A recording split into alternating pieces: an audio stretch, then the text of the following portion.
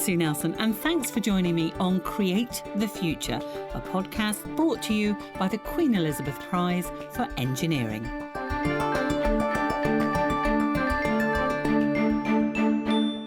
Engineers are known for being creative problem solvers and, like scientists, often have a number of strings to their bows. But I have to admit to not coming across an engineer like this one before. California-based Justyna Zander is considered a bit of a technology rock star in autonomous cars. Often cited as one of the most powerful women in engineering, she's an expert in artificial intelligence and machine learning, has worked at Intel, Harvard University and the White House, speaks 5 languages, and if that wasn't enough, is also a licensed Zumba instructor.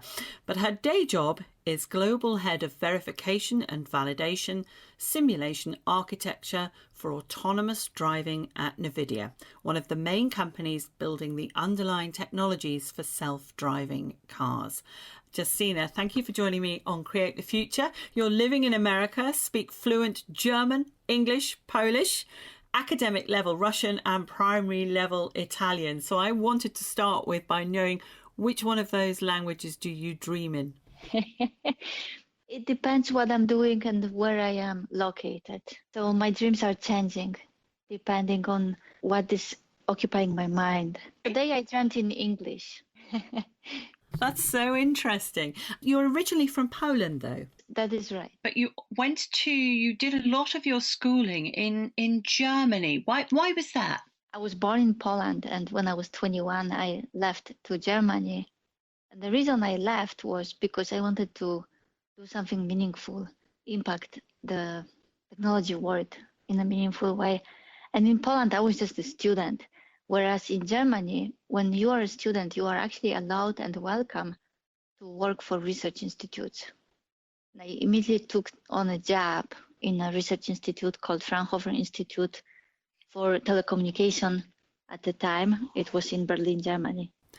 And you've got 2 degrees. You've got one in computer science, one in electrical engineering. So was it at the Fraunhofer Institute that you studied electrical engineering? So the way the studies are structured in Germany is that you do computer science and electrical engineering at the same time. There was no distinguish. You couldn't just do computer science. Actually, altogether, I have 6 degrees.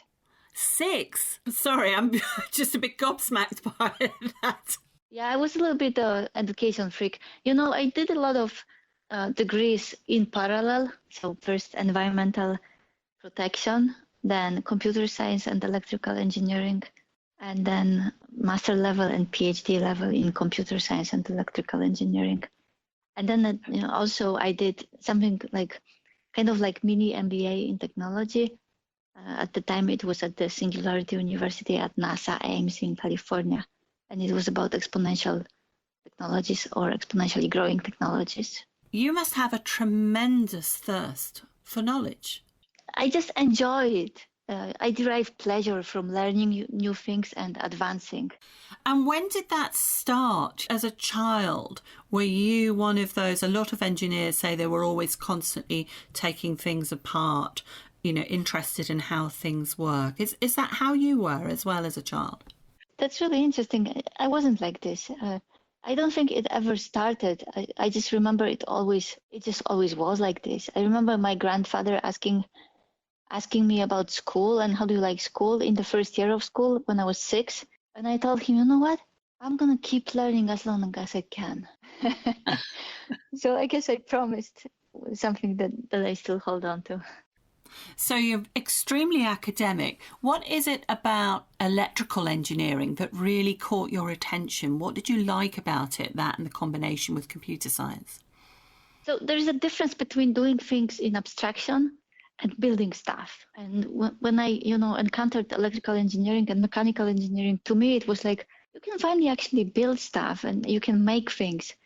So that was a discovery to me. And it turned out that the way you make things, when you combine them with the high-tech technology, so with computer science, you can actually advance them a lot. You can see it in cars, but not only, you can see it in robotics, you can see it in healthcare, the way we advance. So all of a sudden, you could combine multiple things and make them even better. You've had a number of roles and positions before you joined NVIDIA, including doing startups and working at Intel as well. Which of your jobs do you think has sort of taught you the most as an engineer?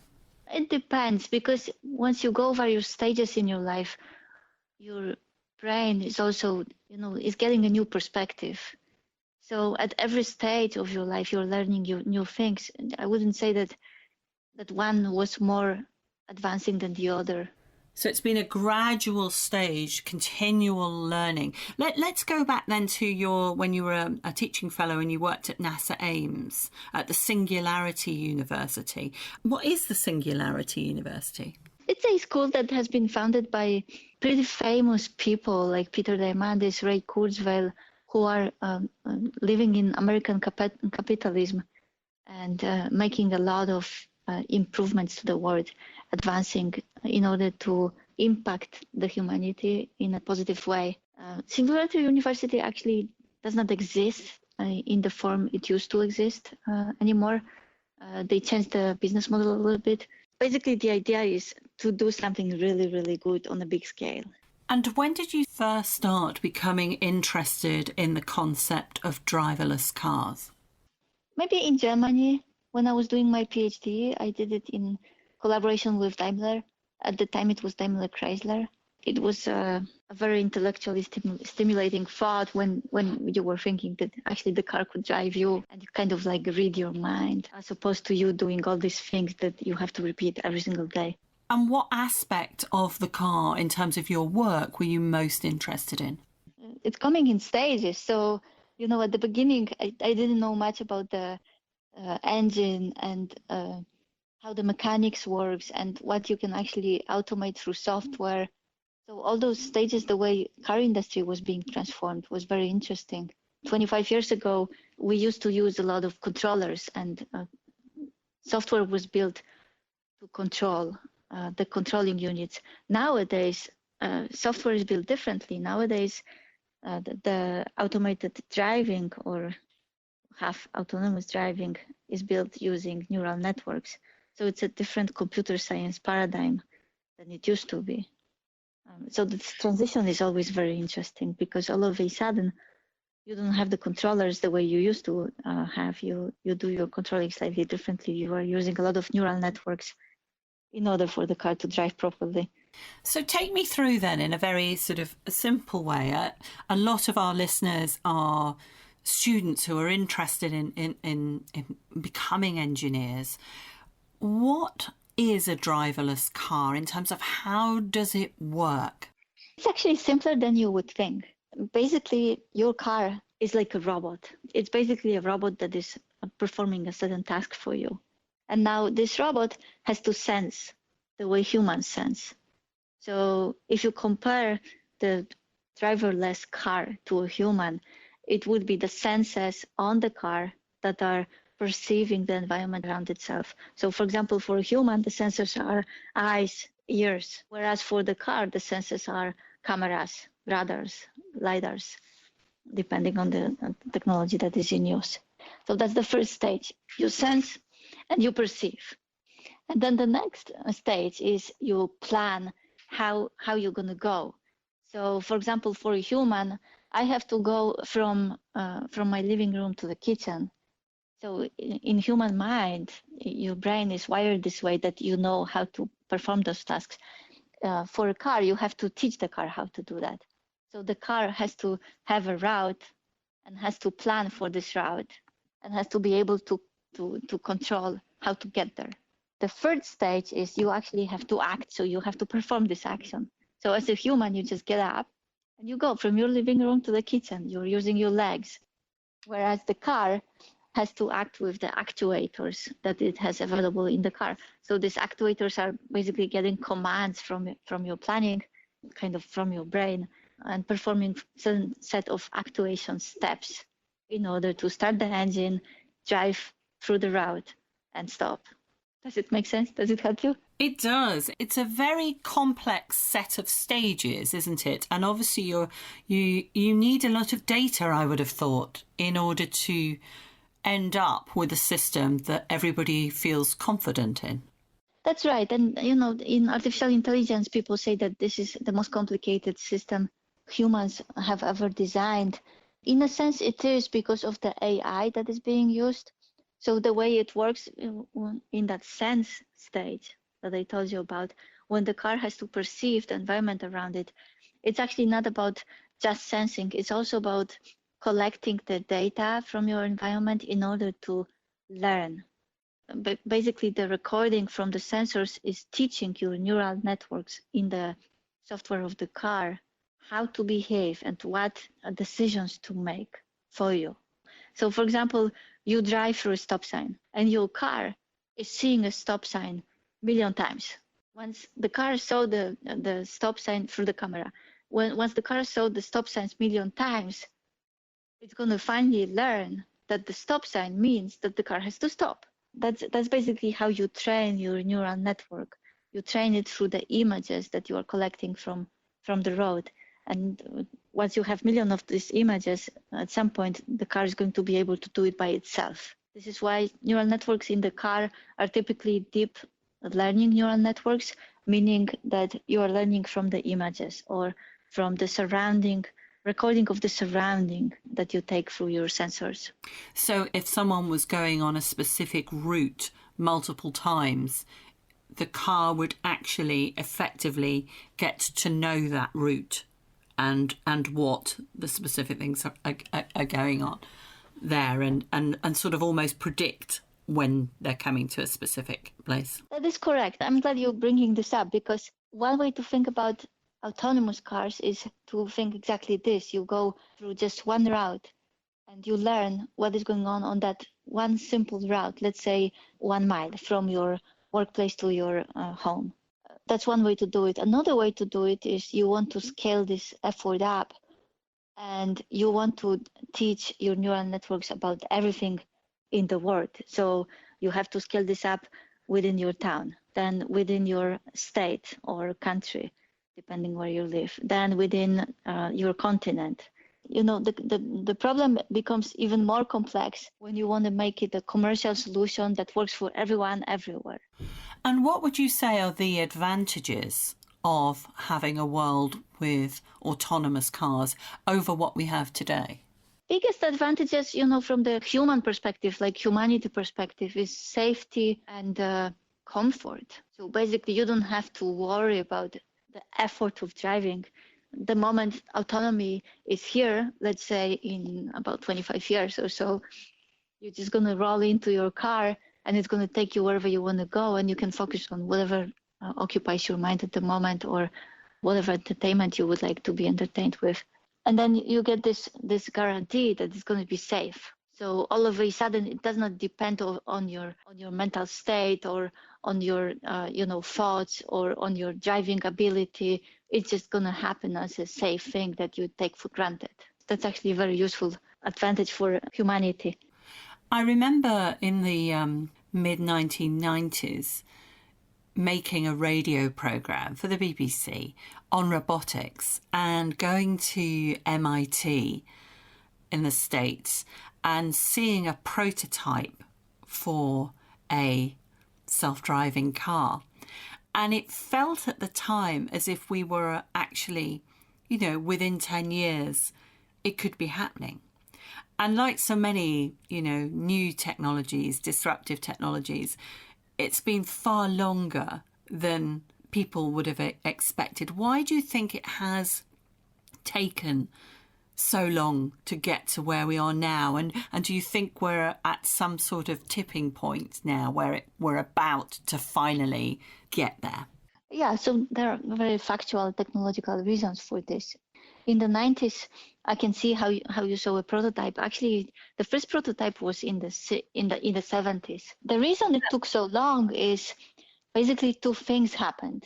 One, we advanced our computing capabilities, in particular parallel computing capabilities. And two, because of this parallel computing, we can do neural networks much more efficiently than we used to do. So now all of a sudden you got deep learning as a result of parallel computing. That's one.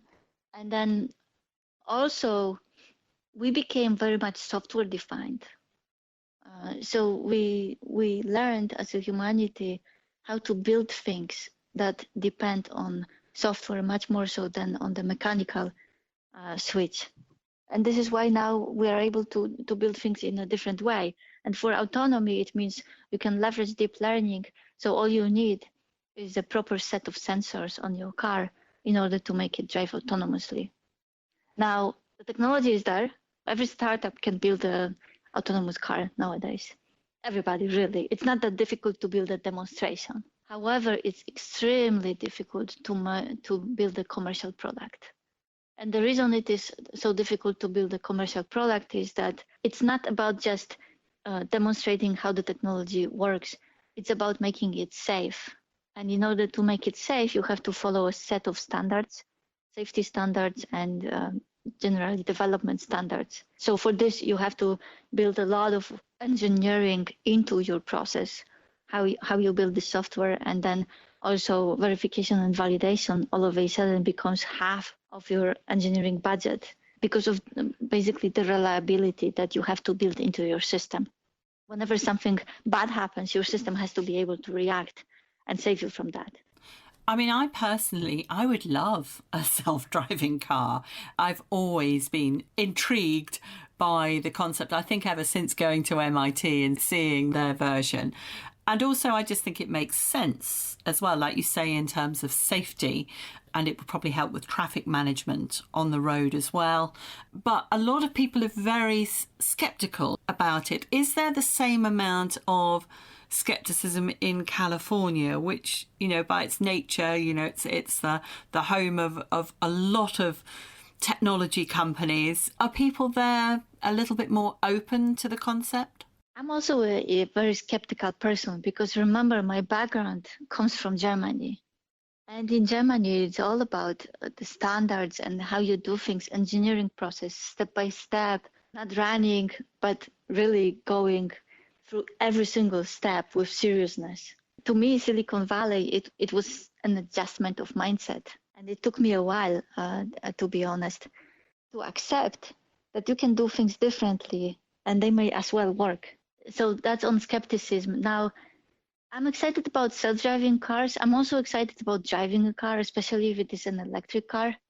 It gives a lot of joy. The acceleration and the way you can navigate your car is much more robust than the motor engine. So if I think about cars, I really think about electric cars being the biggest advantage for humanity, and autonomy comes as a bonus.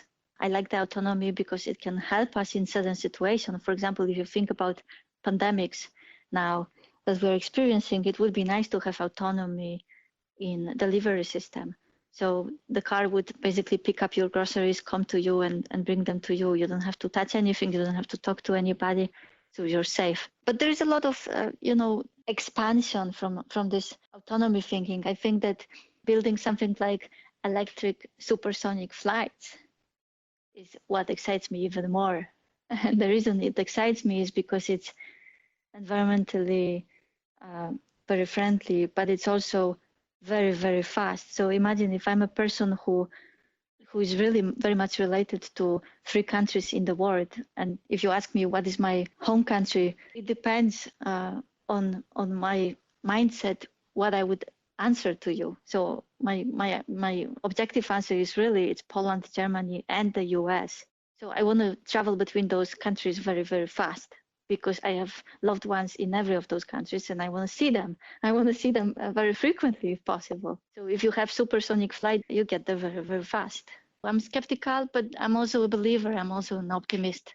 I think human mind is conditioned to build things.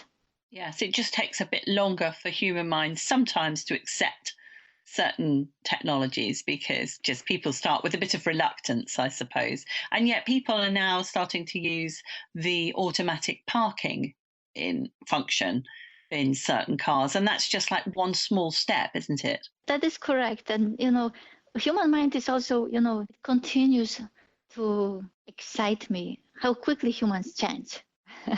You can see it especially in California, but in other countries too. When people start driving a Tesla, all this skepticism, all of a sudden it disappears, because all of a sudden it's actually so joyful not to have to drive on your highway.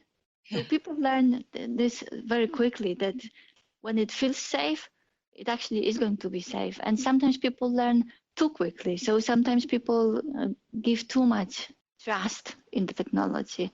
It's very important to educate people what you can, what you cannot do with the current state of the technology. You know, I was thinking the other day about humanity, how we use cloud computing nowadays. Imagine that internet would be down for a couple of days. All of a sudden, there is so many things that you cannot do anymore. All of your financial obligations, probably taxes, but also, you know, entertainment accounts for gamers gaming, for TV watchers, all the TV, it's all in the cloud. You don't exist without the cloud anymore today. Social network, it's in the cloud.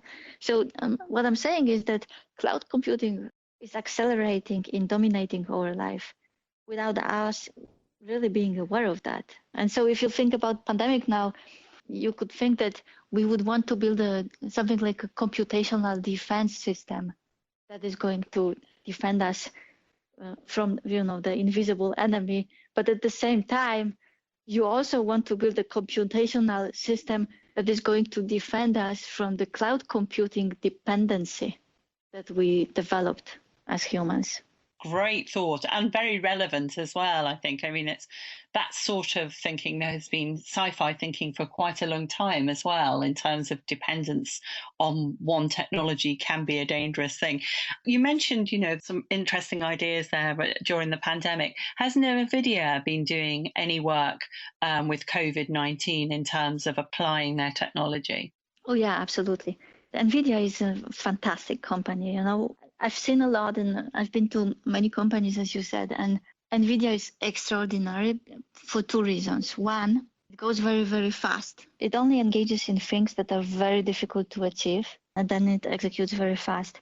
But two, NVIDIA cares. NVIDIA actually builds things that are relevant for humanity. And so for COVID, the way NVIDIA approaches it is we obviously help to find vaccines and testing, but we also think, you know, in a broader scale. So we are donating a lot of compute to organizations that care about mitigation and also about planning and basically researching what else could we be doing better as a humanity in terms of how we protect ourselves from events like this. So NVIDIA is active on the front of all these three domains: researching the biology or the medicine around it, then mitigating, and then also planning for the future. And throughout your career, have you had a mentor or somebody that you've aspired to emulate along the way? Has there been one overall influence, or maybe a family member, or several, or something else? I have this friend in Poland from my childhood, and he always says that everybody you meet in your life is there to give you a lesson if you want to accept that. So I think everybody whom I met played a significant role. And of course, there are, you know, more famous mentors and less famous people who you treat as mentors. So I would say a lot of people influenced the way I think. If I think about, you know, whom I met in my life, everybody contributed something. You've worked at the White House. What did you actually do there? So at the White House, it was a Smart America initiative, and it was like a DARPA challenge, but organized by the White House. And so DARPA is the Defense and Research Agency. Correct. So for Smart America Challenge, the main priority was show us the glimpse of the future and how is it going to positively impact the future of humanity. And what we built was a smart emergency response system, which is kind of handy in those times today. But we built it for the earthquake scenario. So we basically combined multiple various technologies in one big system that could help us in case of an earthquake scenario or any emergency scenario. And the way we did it was we combined humanoids and robots and drones that would be used as devices that help everybody who is a victim of an earthquake and go there based on the command and control center control. So basically, we would collect information from the field from people who are endangered, and then the command and control center would send and dispatch all these devices to people with either supplies or with some kind of devices to get people out of the buildings or help them get out of the buildings, provide food, provide medicine, and even provide other humans who are doctors and so on. And we actually won that entire challenge. We were 9 organizations across the globe. Congratulations. Winning the challenge in the White House, it's a nice, 5 minutes, and you get the cover in all the articles and publicity. And then I tried to commercialize this solution, and it turns out nobody really wanted to invest in a humanitarian action. We are living in the capitalistic world. So humanitarian cause is not necessarily something that is going to bring you capital or, benefit in terms of finances. And so the project unfortunately had to stop, and is still in my mind, but it's on hold. It sounds like the word that keeps coming up is humanity and helping people. This seems to be a driving force in terms of what you want to do. Yeah, I would not say helping. I would rather say advancing, or just using whatever we are building in the capitalistic world, using it in such a way that it's going to advance people. I had a conversation with my other friend the other day, and he said, you know what, I think the world 50 years ago was just fine without all this technology that you are building. And he's not in technology. It's a completely different industry. And I gave it a thought, and in a sense, from one perspective, he's right. So it's true that we are advancing, but is it bringing more happiness to humanity? Yeah, I mean, you have to think about various factors, and of course, happiness is different for everybody, but I'm not sure. So it would be good to have a lot of people who are thinking how to advance humanity and how to advance society so that we are actually making something good to each other and to ourselves, as opposed to just advancing without the bigger purpose. So what do you think a driverless future will look like? Will it be the way it's depicted in science fiction, or will it be a lot more down to earth than that? I don't know what science fiction you're referring to. I actually don't watch TV that much. I only recently started watching a little bit more. You're too busy getting degrees. But maybe I'm just too busy doing other things. Yeah. But do you think there'll be a point where people still want to, a bit like the fact that, say, electric hybrid cars are very popular, will that sort of hybrid driverless car, do you think, might be the one where people can still retain control if they want to, or switch over or what have you? So it depends on the time horizon that we are talking about. I think in the next 25 years, there will be a lot of cars that you can drive yourself still. And it depends on the geography as well. But at some point, we're probably going to migrate to this model that it's just like a transportation on demand, and it just takes you everywhere, wherever you want. But it's going to take us some time. I mean, if you look at the IT systems, the way we build IT systems, some of them are very robust and reliable, and some others are not. And so with the driverless technology is going to be very similar, that we're going to slowly adapt depending on the geography, governments, and humans who are using it. It's going to take some time. And what would you say if you were to encourage people to study engineering, maybe to follow your path into automation and driverless technology and AI and deep learning? What would be your pitch? Why would you say it's such a good career to follow? What is it about what you do that you enjoy? I would tell people to do whatever they love, whatever they enjoy, whatever they wake up with passion and feel like, yeah, I want to do it. And it doesn't necessarily have to be engineering. It could be anything. I think in the future, it's going to be much more artificial intelligence and data science combined with engineering. If I were to encourage someone, I would just think, what motivates you? Just sit with yourself and be honest with yourself, what you really like doing. I know about myself that I just like building stuff, but I like building stuff at scale. I don't want to just sit down and build a little robot at my home. I actually didn't do it when I was a child. So I just want to, it's like when I think, what is my future? I would love to have very safe supersonic flights. I would just, I just so much enjoy this idea. So if I could build that, I would do that. And how do you relax? I suspect the fact that you're a licensed Zumba teacher has something to do with your choice of relaxation. That's true. Zumba is a form of dance. I think dancing is occupying a lot of my free time. So I do relax through dancing. I do relax through sport. What style of dancing and sport? I used to do ballroom dancing when I was at MIT. I really liked the technique of dance. And then I learned about Zumba. After that, my friend from Poland actually took me to a Zumba camp one day, and I fell in love with that because it makes you independent. You can do Zumba anytime, anywhere, and it combines Cuban and Brazilian type of dance with more modern music. You can express yourself, you can be yourself, and you can get some activity out of that.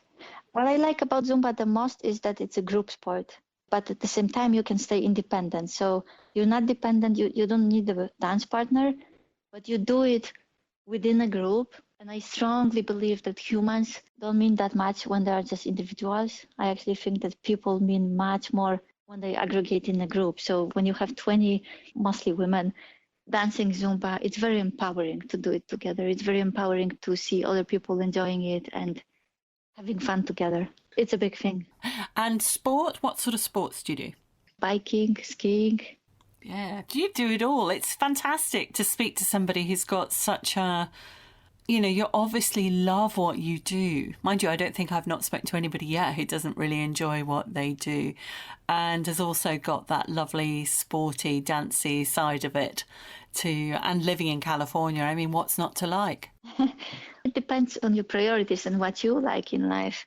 I think every human has something about themselves that is very unique and you can explore it. Everybody has something to contribute and everybody has something very, very interesting about their life. It's just a matter of how deep we want to go. Well, your life is absolutely incredibly interesting. Justyna Zander, thank you very much for joining me on the Queen Elizabeth Prize for Engineering Create the Future podcast. My pleasure. Thank you very much, Sue.